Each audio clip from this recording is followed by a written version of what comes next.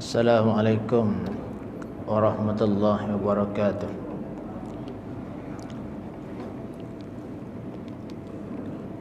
Bismillahirrahmanirrahim. Alhamdulillah nahmaduhu wa nasta'inuhu wa nastaghfiruh wa na'udzu min syururi anfusina wa min sayyiati a'malina. Man yahdihillahu fala mudilla lahu wa fala hadiya lahu. Wassalatu wassalamu ala Rasulillah wa ala alihi wa sahbihi ajma'in. Qala rabbi shrah li sadri wa yassir li amri wahlul 'uqdatam min lisani yafqahu qawli. Subhanaka la ilma lana illa ma 'allamtana innaka antal alimul hakim. Wala haula wala quwwata illa billahil aliyyil azim. Muka surat 95 tak?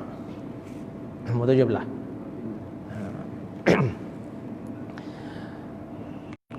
Al-mu'allif wa rahimahullahu ta'ala wa nafa'anna bi barakati ulumihi fid darain amin. Yang ke-17, tidak menjaga kebersihan setelah membuang hajat ataupun setelah qada hajat. Kata dia, sesungguhnya seorang muslim yang mencintai kebersihan, sebabnya Islam adalah agama yang menyeru agar sentiasa menjaga kebersihan. Akan tetapi masih lagi kita dapati sebahagian orang, apabila salah seorang daripada mereka selesai membuang hajatnya, lantas dia tidak membersihkan tangannya yang digunakan untuk membersihkan najis. Perkara itu boleh mengganggu orang-orang yang sedang menunaikan solat. Jadi pertama sekalinya, alhamdulillah, sama-sama kita mengatur syukur kehadrat Allah Subhanahu wa taala, kerana Allah Taala masih lagi memilih kita di kalangan orang-orang yang mengimarahkan masjid. Dan mudah-mudahan Allah Ta'ala istiqamahkan kita di atas jalanan ini. Dan moga-moga kita di kalangan orang-orang yang sentiasa membesarkan Allah Subhanahu Wa Ta'ala di mana saja kita berada. Kenapa? Kerana bila mana saja kita membesarkan Allah Ta'ala, maka di situ kita akan rasa nikmat yang teramat sangat. Sebagaimana Nabi sebut, antara ciri-ciri orang yang merasai kelazatan iman ialah an yakunallahu wa rasuluhu ahabba ilaihi mimma siwahuma. Hendaklah dia menjadikan Allah dan Rasulnya lebih dia kasih daripada segala-galanya. Mana reti kata lain yang perlu kita tunjukkan, diterjemahkan dalam kehidupan kita ialah salah satunya sembahyang berjemaah di masjid. Tak kira lah sama ada kita ni mayat tengah jalan ke mana ke. Nah, sebab dalam hadis Nabi sebut ialah antaranya rajulun mu'allakum qalbuhu bil masajid. Laki-laki yang hatinya sentiasa terikat dengan masjid-masjid, bukan dengan seorang masjid, dengan banyak masjid. Maknanya kita klik kerja. Kalau kira mudah tak, siapa rumah lah kita semayang mudah saudara. Tapi oleh kerana kita membesarkan Allah Ta'ala dalam hati kita, mana saja tempat sampai kita orang baik, situlah kita semayang. Jadi insya-Allah sampai satu masa kita akan merasai kenikmatan yang teramat sangat. Jadi insya-Allah malam ni kita start ni sambung balik. Yang ke-17-nya tidak menjaga kebersihan setelah qada hajat.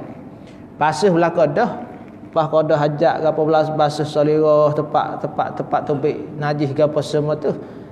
Dan antara hak sering kali berlaku bukan tempat kita ni, tempat penulis. Banyak ke berlaku beginilah. Ada. Ya biasa orang sana tu, kita pengalaman kita duk ngaji 3-4 tahun sana pun, memang dia bak tak halusi sebagaimana kita. Kita kalau kita pergi makan kedai, tengok tuai kedai ni hisap rokok, apa ni ada cicing jari, itu tak berapa dah. Kita rasa kotor dah. Sana biasa je tempat dia. Nah, jadi tak apalah kalau berlaku juga tempat kita ni satu kesalahan. Jadi selepas qada hajat ke apa semuanya, lantas dia tidak membersihkan tangannya, yang digunakan untuk membersihkan najis. Jadi perkara ini boleh mengganggu orang lain yang sedang menunaikan solat. Maknanya tempat kita rasa tak berlaku lagu ni. Kalau berlaku pun ikut lain. Misal contoh bab makanan, kita makan-makan benda-benda yang bau hanyir, kita mari masjid, mana itu mengganggu jemaah-jemaah yang lain. Itu tak dibolehkan lah. Maknanya kita, Nabi pun larang kita daripada menghadiri, mendekati masjid apabila makan bawang putih, bawang gapo semua tu yang mengeluarkan bau yang kecil. Maknanya retinya tak sih mengganggu orang lain. Cumanya halik kita pula hak terganggu. Bila kita terganggu, jangan siapa kita menggunakan alasan itu untuk kita tidak menunaikan salat Jumaat. Kita kata, oh balah nak pergi masjid ni bang semua. Macam-macam jebak bang, nak kalau semaya zuhur tengah hari. Okay. Itu bukan alasan. Walaupun kita tak khusyuk maya. Baik aku semaya rumah sore, tak ada ganggu apa khusyuk 100%. Ya sebenarnya bila dah Nabi sebut ini adalah sunnah. Antara sunnah yang terbesar ialah semaya berjemaah itu. Jadi kita khusyuk insya-Allah bila mana kita bersama dengan jemaah sekali ngata imam gapo, banyak tak imam akan nanggung untuk kita gapo semua tu. Jadi insya-Allah lebih kok mana pun ia akan lebih semaya berjemaah juga. Sebab ia campur dengan pahala-pahala saudara-saudara, sahabat-sahabat kita yang lain. Jadi insya-Allah kita teruskan juga semaya jemaah. Peluh kau gapo semua pun tak ada masalah. Sebab kita biasa dengar kata-kata kekeruhan dalam jemaah itu lebih baik daripada kita duduk seorang diri ngata cara kau orang. Memanglah bila kita duduk ramai-ramai kau mana pun pala tak serupa, dia akan ada balas sikit-sikit. Tapi hok duduk ramai-ramai ni lah yang insya-Allah dapat kita bincang masalah-masalah agama kita, ada masalah-masalah kemungkaran ke hak berlaku di tempat kita, yang insya-Allah kita akan basmikan bersama-sama. Jadi dia kata, dia buat mari satu hadis. Abu Hurairah radhiyallahu anhu berkata, kana an-nabiy sallallahu alaihi wasallam iza atal khala'a ataituhu bima'in fi taurin aw raqwatin fastanja summa masaha yadahu 'alal ard. Adalah baginda Nabi sallallahu pergi ke tempat buai air, maka baginda akan membawa air di dalam tau. Tau ni ke apa? Satu bekas yang dibuat daripada tembaga ataupun rakwah, bekas yang dibuat daripada kulit. Kalau kita tengok dalam kamus Marbawi ni, dia panggil reba, kulit binatang buat isi air. Buah dalam tu tak tembus, boleh bubuh air dalam kulit, buat kulit binatang tu bubuh air. Ataupun maknanya tak kiralah mana dia bawa air. Fastanja summa masahyadahu alal ard. Kemudian baginda akan bersuci dan membasuh tangannya di atas tanah. Summa masah. Nabi akan basuh dan sapuh tangan baginda ni sendiri atas tanah gapo semua tu. Sebab itulah benar satu ketika masalah tanah gapo semua ni, ada orang tanya baginda Nabi sallallahu alaihi wasallam, seorang wanita ni yang jalan jubah dia selerak sama tanah. Selerak bimbang takut kena najis ke apa semua tu. Adakah boleh dibuat semaya? Gitu. Jadi mana kalau nak najis betul-betul kita nampak tokoh potong ayat, memang tak boleh lah. Hak tu jelas dah. Ya hak kita tak diyakini. Jadi insya-Allah dengan tanah-tanah tadi akan membersihkan Ingat masa mau zaman kecil-kecil lah, ada seorang arwah dah ustaz. Jadi orang alim juga kapung ni. Orang pernah tanya dia, ustaz, lagu mana? Saya ni umur tua baru saya ingat. Zaman budak-budak dulu kita biasa terkena sentuh dengan anjing ke apa semua tu, tapi kita tak aja sama. Nak kena air dia ke gapo. Nampak lagu mana? Lah ni tua dah. Lalu ustaz tu tanya, ingat lagi kecil-kecil. Dia kata, awak mandi sungai ke tak? Dulu memanglah. Orang dulu banyak mandi sungai sebab sungai tu masih tidak tercemar lagi. Dia kata memang mandi sungai semua. Jadi kan kita ngaji kan kena samuk ni campur dengan air tanah gapo semua tu kan. Jadi bila mandi sungai di sana tu adalah air tanah campur dengan air tanah liat. Jadi insya-Allah lah moga-moga hal tu dikira samuk pada kita. Beres ada apa maknanya kan ilmu ni Islam ni kalau kita cukup dengan ilmu tu rasa mudah ya. Bila tak cukup tu kita jadi rasa susah dan payah. Jadi kita ada kita sendiri yang memayahkan kita sendiri sebab kita kurang cukup ilmu. Bila kita ngaji rasa kau payah, ngaji lagi mudah ada apa-apa. Bakal kata ngaji sekitar contoh. Kita ngaji sekitar contohnya isu bab semaya jemaah. Nak semaya warna ni. Mana dalam masyarakat kita 40 orang tu dikira mereka yang bermustautin. Bermukim wajib semaya jemaah juga, tapi tak dikira ahli Jumaat. Bermukim itu yang dikira ahli. 40 sekali dengan dia. Jadi kalau kita duk kampung tak apalah masalah ni, sebab kita duk kampung ni memang kita bermukim bermustautin lah kau dah. Tak segilai dah. Isunya apabila kita masuk di universiti contoh. Di universiti kebanyakan start daripada pensyarah sampai bawah ni sudah dia gapo semua mungkin mereka. Semua tu dah wajib jemaah. Tapi dia bukan bermustautin. Kalau nak kira kalau ikut pandangan mazhab kita tidak sah lah sebab itu sebab tak nak dikira. Jadi isu ni hamba pernah tanya juga dengan Syekh Nuruddin secara dia hamba tanya dia kata tak ada masalah, kita carilah. Kerana Islam ni bila mana benda tu jadi sepik, ada keadaan-keadaan lain yang menjadi luah yang kita boleh ambil pandangan-pandangan ulama-ulama ataupun mazhab-mazhab yang lain yang alhamdulillah boleh diguna pakai. Maknanya tidak susahlah Islam ni siapa sahaja tu. Cumanya janganlah bermudah-mudah sangat. Selagi mana kita dalam keadaan biasa tu kita kena guna hak biasa kita dulu. Tapi bila dah tersekat tak boleh nak pergi dah, maka barulah kita cari pandangan lain. Maksud tu kita duk ngaji mesin ni kadang-kadang jumpa masalah pelik-pelik. Orang ni siapa hatta ada dia kata kalau kita nak pergi musafir ni kita tubik rumah kita koci je mak boleh semaya dah jamak luar. Tapi jangan ada buat lah. Contoh kalau berlaku sungguh keadaan ada mana, contohnya rumah kita tapi lebih raya besar gapo pas nak jumpa masjid pula tahun mana pakai atas jemaah orang tu maya boleh jadilah pada waktu tu. Tapi kena rujuk dulu lah sebelum buat tu jangan bermudah-mudah. Jadi nawarnya ada je hukum-hukum lagu tu. Tapi maknanya kita hamba sebut ni bukan nak suruh buat tu pun nak rakyat ada pandangan. Jadi selagi mana kita boleh laksanakan tanggungjawab kita dalam keadaan amal biasa ni kita boleh laksana dengan sempurna, laksanakanlah dengan dalam keadaan sempurna. Jangan duk cari hak bermudah-mudah. Agama ni dia tak boleh bermudah-mudah. Ni sedap sikit, ni sedap sikit tak boleh. Ada kan. Yang keseterusnya ialah buang air kecil di tempat mandi. Ada juga dalam satu kitab menyebut bahawasanya antara perkara-perkara yang boleh menyebabkan kita mudah lupa ni ialah kecing di tempat kita mengambil wuduk. Pak mandi biasa kita mengambil wuduk. Pandai buat lagu mana tak? Memang atas rumah kita gitu ya. Kita mandi ke apa mesti kadang ada kecing ke apa sit belakang.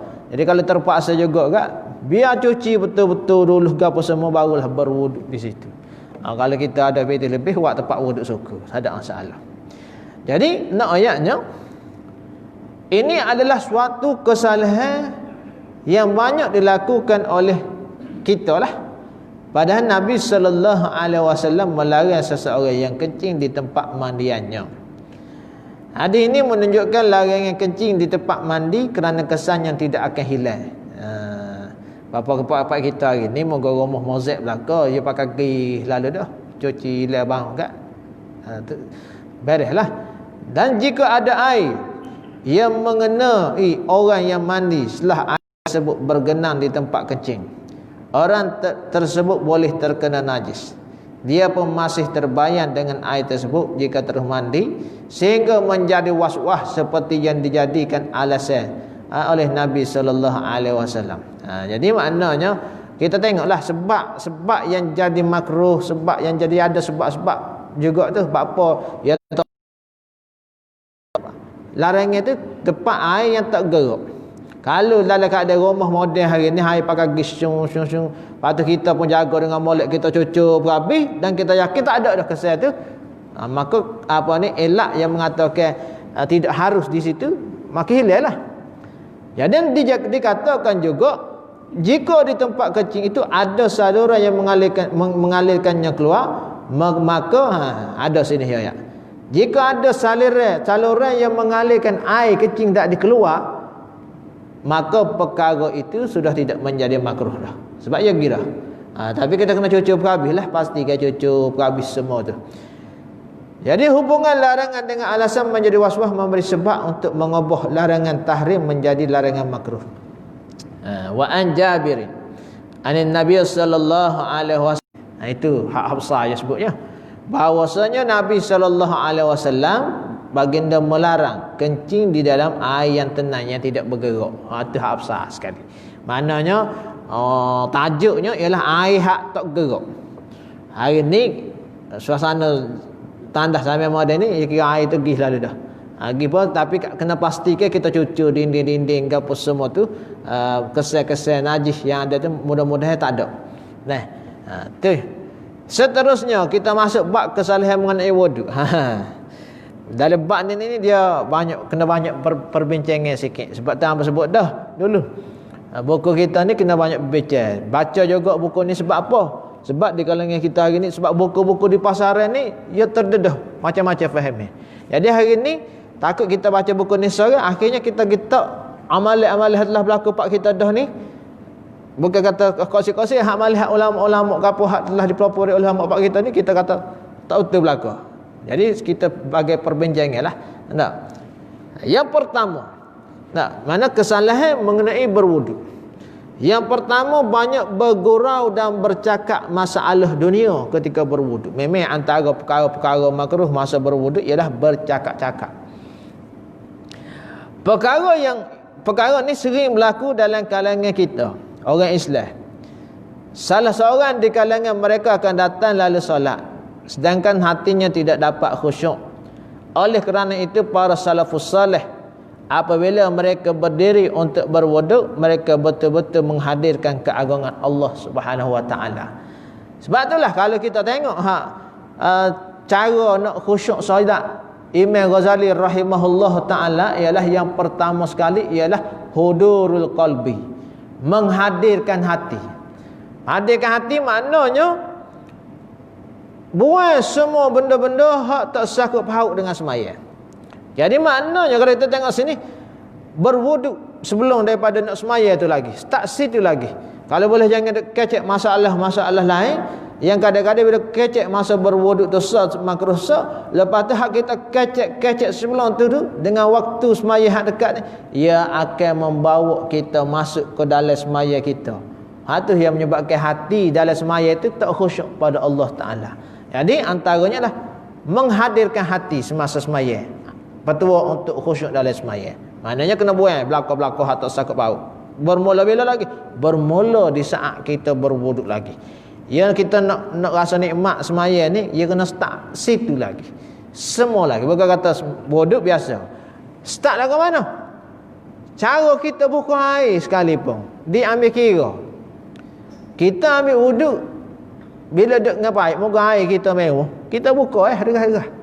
Padahal boleh je kita buka sendiri, tak ada masalah. Kita alirkan. Mana wuduk ni alirkan air atas anggota wuduk. Walaupun air sendiri kita alir, kita gosoklah. biar rata semua tu insya-Allah. Mana bermula di situ kita akan rasa bila mari semaya gapo semuanya kita akan rasa lain daripada hak kita ambil air semaya dalam keadaan air hak kita buka bau derah gitu. Boleh buat ya. Tapi kadang-kadang bila kita dengar ngajar masa kita ambil wuduk kita buat pula. Jadi bila kita perubahan pada diri kita, learn ya.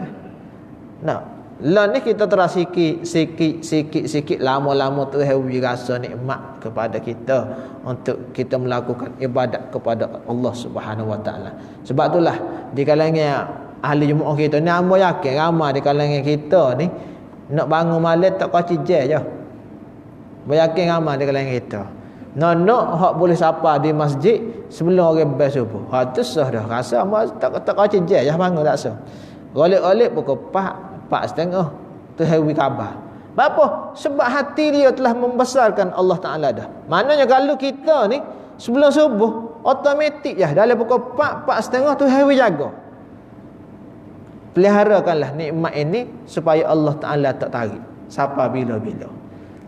Mana insya-Allah kalau tu hawi anugerah kita syukurlah kita. Sujud syukur pada Allah Subhanahu Wa Taala kerana pilih kita. Bukan kata kita orang baik tapi pilih untuk kita bangun di hadapan Allah Subhanahu Wa Taala walaupun kita tak kacijai.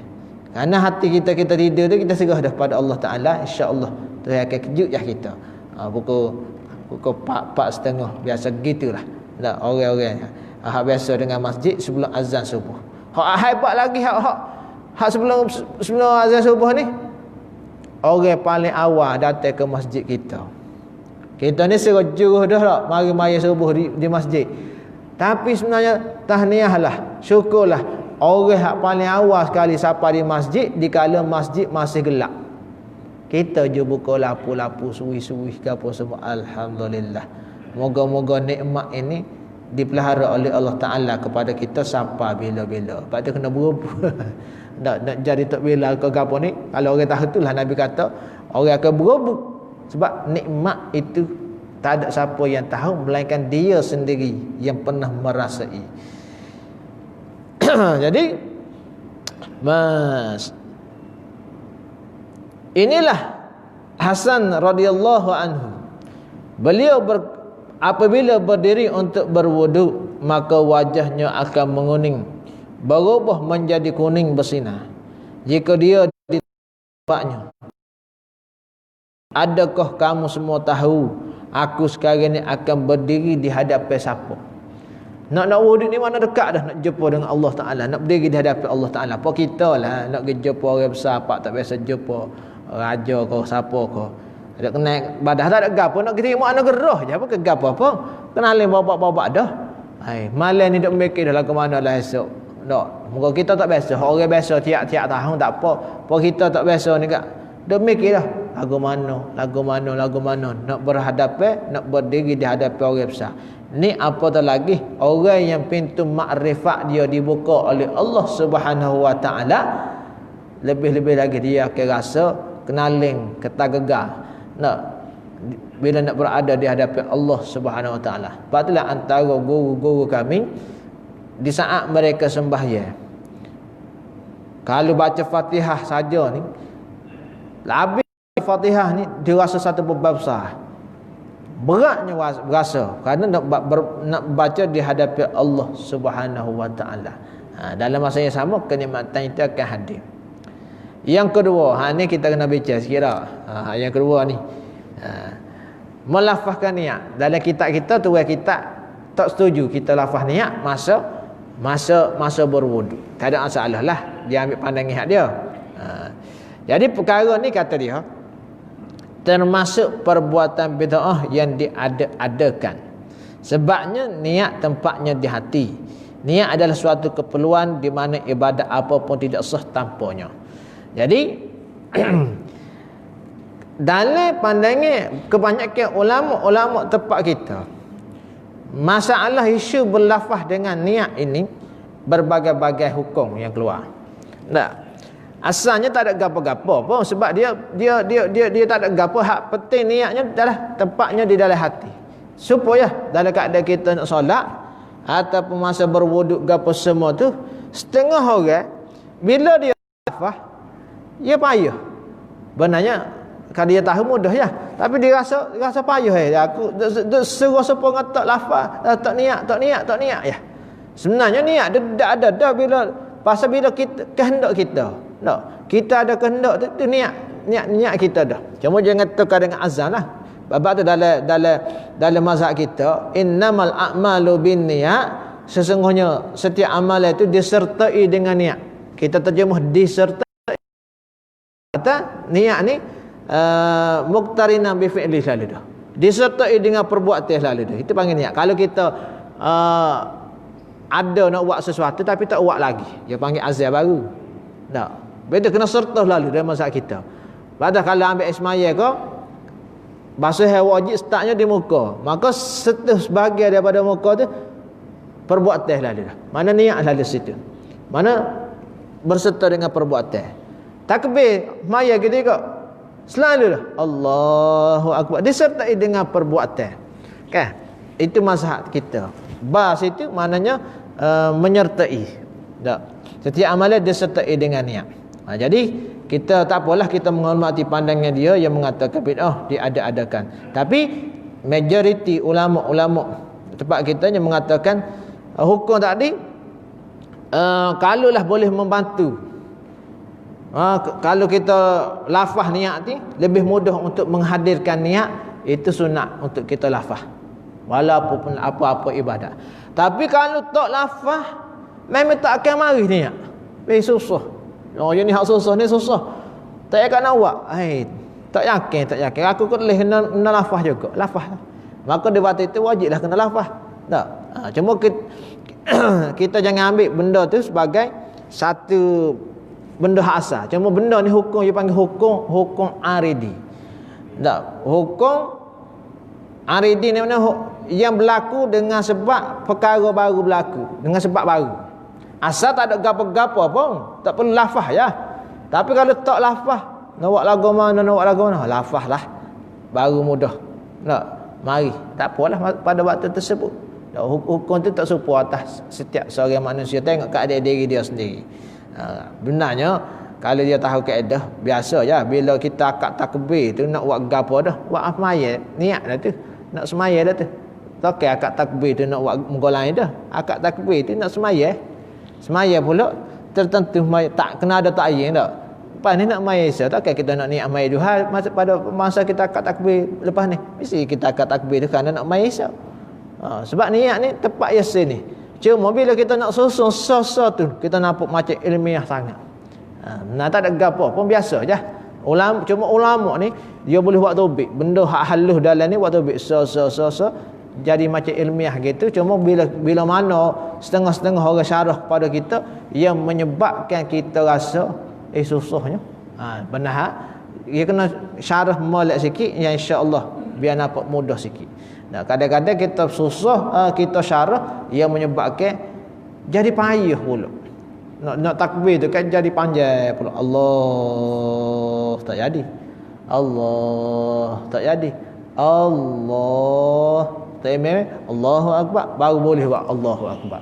Tadi tasbih dak main dak. Yang ketiga, ini pun kita bincang. Tidak membaca doa sebelum dan sesudah wuduk. Abu Hurairah radhiyallahu anhu berkata, Rasulullah sallallahu alaihi wasallam bersabda, la salata liman la wudu'a lahu wala wudu'a liman lam yazkur ismallahi alaihi. Tidak dianggap solat bagi orang yang tidak berwuduk dan tidak dianggap wuduk bagi orang yang tidak menyebut nama Allah. Apa maksud dia kata sini? Kita tengok hadis dia Hurairah. Hadis ni menunjukkan bahawa iaitu membaca basmalah ketika berwuduk. Al-Utrah dalam kalangan Zahiriyah, Ishaq dan salah satu riwayat daripada Ahmad bin Hanbal berpendapat bahawa berdoa sebelum dan sesudah wuduk hukumnya adalah wajib. Ini pandangan daripada penulis kitab kita. Cuma hamba bila baca kitab ni kita rujuklah pandangan-pandangan ulama-ulama Mana sebahagian ulama mengatakan, sebahagian besar ulama mengatakan hadis ni sangat lemah lah. Dan dan sebab itulah masuk wala wudu'a liman lam yazkur ismallah ya alaih sini. Kalau sini diterjemahkan sebagai tidak dianggap berwuduk bagi orang yang tidak menyebut nama Allah. Ulama-ulama kita menterjemahkan sebagai wala wudu'a, tidak sempurna. Tidak sempurna. Ya, ia terjemah sebagai tidak sempurna berwuduk bagi mereka yang tidak menyebut nama Allah. Ada. Kalau hak depan tu la salata liman la wudu'a lahu, tidak ada jenis solat. Mana tidak sah. Itu tidak sah solat bagi orang yang tak berwuduk. Itu ialah hak belakang ni wala wudu'a liman lam yazkur ismallahi alaih, tidak sempurna wuduk bagi mereka yang tidak menyebut nama Allah. Padahal kita ngaji siap dah bulan-bulan ni kan. Antara sunat-sunat berwuduk ialah membaca basmalah. Rahmanirrahim. Tak baca apa tak apa. Pasal rukun wuduk tu tidak termasuk daripada bismillah. Tak. Pak kering pak basah dua kering. Kan? Rukun wuduk tak termasuk basmalah. Basmalah ni ialah sunat je. Jadi pengikut mazhab Imam Syafi'i, Hanafi, Malik dan Rabi'ah berpendapat dengan salah satu sabda Nabi SAW yang menyatakan hukumnya sunnah. Betul kita terjemah sebagai tidak sempurna wuduk melainkan menyebut nama Allah. Jadi dia sebut dah sini. Tak ada masalah lah. Dia sebut bahawasanya pendapat mazhab-mazhab Imam Syafi'i, Hanafi, Malik dan sebagainya ni mengatakan hukumnya sunnah. Adapun mengenai keutamaan zikir berwuduk, Nabi SAW bersabda, "Ma minkum min ahadin yatawadda'u fayusbighul wudu'a summa yaqulu asyhadu an la ilaha illallah wahdahu la syarikalah wa asyhadu anna muhammadan abduhu wa rasuluh illa futihat lahu abwabul jannati as-samaniyatu yadkhulu min ayyiha sya'a." Cuma Imam Tirmizi menambah Allahumma ja'alni minat tawabin wa ja'alni minal mutatahhirin. Jadi sabda Nabi SAW, tidaklah salah seorang di kalangan kamu semua yang berwuduk kemudian dia menyempurnakan wuduk dia.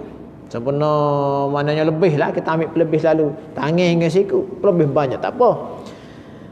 Lalu dia membaca asyhadu an la ilaha illallah wahdahu la syarikalah. Aku bersaksi bahawasanya tidak ada Tuhan yang disembah kecuali Allah Ta'ala semata-mata. Wa asyhadu anna muhammadar abduhu wa rasuluh. Dan juga aku bersaksi bahawasanya Muhammad itu hambanya dan pesuruhnya. Illa, kecuali futihat lahu abwabul jannatis samaniyatu yadkhulu min ayyiha sya'a. Maka akan dibuka pintu-pintu syurga yang lapan. Lapan-lapan pintu syurga tu Tuhan buka belakang. Yadkhulu min ayyiha sya'a. Masuklah, nak masuk ke pintu-pintu mana pun. Maknanya mudah. Benda mudah sangat je. Amalan lepas ambil ismayah, akak doa. Setengah ada ulama kita suruh baca inna anzalna tu. Tapi hak ni hak jelas. Maknanya asyhadu an la ilaha illallah wa asyhadu lepas tu kalau nak tambah sebagaimana riwayat Tirmizi tak ni, Allahumma ja'alni minat tawabin wa ja'alni minal mutatahhirin. Sekali selalu dah. Ya Allah, jadikanlah aku di kalangan hamba-hambamu yang bertaubat, dan jadikanlah aku di kalangan hamba-hambamu yang bersuci ya Allah. Jadi maknanya kalau kita boleh mengekali, bukan jaga-jaga sekali, sokmo anak tu. Nah, insya-Allah Tuhan akan buka pintu syurga yang lapar. Biar kalau kita amal hak ni, ya akan pergi dengan benda-benda lain. Ya akan bereget dengan benda-benda lain. Lagu mana? Bereget dengan benda-benda lain. Ya akan pergi dengan apa ni? Gengeng kita nak buat ibadat, taksir kita melakukan maksiat. Hamba baru ni baca satu tulisan, bukan tulisan juga, satu status seorang doktor, ustaz doktor di universiti mana Malaya lah. Hamba kenal dia senior hamba jamai duk Mesir gitu. Dia kata saya pelik dengan masyarakat kita. Saya pelik dengan masyarakat kita yang mana mereka ni masing-masing bersungguh-sungguh untuk semaya berjemaah. Tapi tidak bersungguh-sungguh untuk melakukan benda-benda lain. Sedangkan dalam Islam ni bukan semaya jemaah yang boleh pahala. Banyak lagi amalan-amalan lain boleh pahala. Ai, hamba tak pelik tulis saya ni. Betul lah, kita akui banyak lagi benda tempat-tempat lain boleh pahala ni. Nasihat kat orang, cegah munkar, gapo semua tu, sedekah gapo semua tu memang banyak lagi dalam Islam lah pengen hak boleh pahala. Tapi kalaulah dia sebut lagu ni seolah-olah dia tidak menggalakkan umat Islam ni memenuhi tuntutan sunnah Nabi sallallahu alaihi wasallam, perintah Nabi sallallahu alaihi wasallam supaya mendirikan solat berjemaah. Bahkan semaya berjemaah ni setengah-setengah mazhab mengatakan wajib semaya berjemaah. Bukan sunat gapo dak. Cuma mazhab kita sunat yang sangat-sangat dituntut. Jadi hamba pun jawab. Dalam status dia tanya, ya betul doktor. Cumanya amalan lain dah pengen kebaikan lain kita terima, cumanya nak gerak ke hati tu, ya mari daripada sini dulu. Ya mari daripada sini kita pakat semaya jemaah, menerima panggilan azab, panggilan Allah Ta'ala dulu. Biar kita kemas sini, insya-Allah dia akan bertebaran dengan gerak kerja lain. Supaya juga kita ngaji akidah. Kita ngaji kita akidah bukan semata-mata kita ngaji tu nak apa pada lidah kita. Orang dengar kita hafal syarah pun sedap, ustaz syarah sedap, tapi tak cara Islam nak jadi gapo. Maksiat berlaku depan rumah dia tak cara. Maksiat berlaku dalam kampung dia tak cara. Itu akidah ngapa? Orang bila akidah dah jadi, yang ngaji akidah dah jadi pegangan dia tidak akan duduk saja. Hati dia ni akan memanggil, dia akan tengok. Bila maksiat berlaku depan mata dalam masyarakat, dia tak senang duduk. Kerana iman yang ada pada dia sekali dengan kekuatan akidah yang ada, maka dia akan gerak. Dia kemah dalam iman ni. Tak, dia yakin perintah Allah Ta'ala apa semua tu, dia akan tak boleh ni kita lok lagu mana kita panggil ahli jemaah kita bincang masjid kita ni, warna kampung kita ni, kita mari masjid dah. Tak, kita orang antara kita ciri-ciri ahli masjid, dia mari ni bukan kata nak jaga diri dia je akhirat esok. Bila dia mari dia faham masalah akidah gapo dia, tak boleh. Kita kena cara juga. Sebab Nabi kata, "Man lam yahtamma bi amri muslimin falaisa minhu." Barang siapa yang tidak cara urusan orang Islam hak lain, maka dia bukan di kalangan mereka. Mana kita kena ambil cakna. Dengan arti kata lain, kena jaga tepi kain orang dalam bab ni. Wajib kena jaga tepi kain orang. Nak bab kemungkaran yang berlaku di hadapan kita. Tak, kalau kemungkaran hak susut belakang kita tak apa, belah depan kita tak cegah. Ni amaran daripada Allah Subhanahu wa taala. Kita bimbang takut mari bala-bala daripada Allah Subhanahu wa taala kepada kita. Batulah hamba tak setujulah kenyataan dia. Nak kau sungguh nak mari maya jemaah hak lain tak cara. Ada banyak lagi pada amalan-amalan lain kena sungguh. Biar mari patutnya kita kata alhamdulillah kali ini kita boleh mari dah semaya jemaah. Jemaahnya kalau boleh hak lain kita kena cara. Kena duk sit. Barulah sekali segala amalan kita. Dia tak boleh nak suku-suku dalam Islam ni, insya-Allah dia semua sekali. Dan seterusnya zikir semasa wudu. Ni kita bincang 2 minggu lagi lah. InsyaAllah. Wallah subhanahu wa ta'ala a'lam. Bismillahirrahmanirrahim. Alhamdulillah rabbil alamin. Wassalatu wassalamu ala rasulillah wa ala alihi washabbihi ajmain. Allahumma ighfir lana dzunubana wal walidina warhamna kama rabbana. Rabbana atina fid dunya hasanah wa fil akhirati hasanah wa qina adzabannar. Wassallallahu alaihi wasallam. Walhamdulillahi rabbil alamin.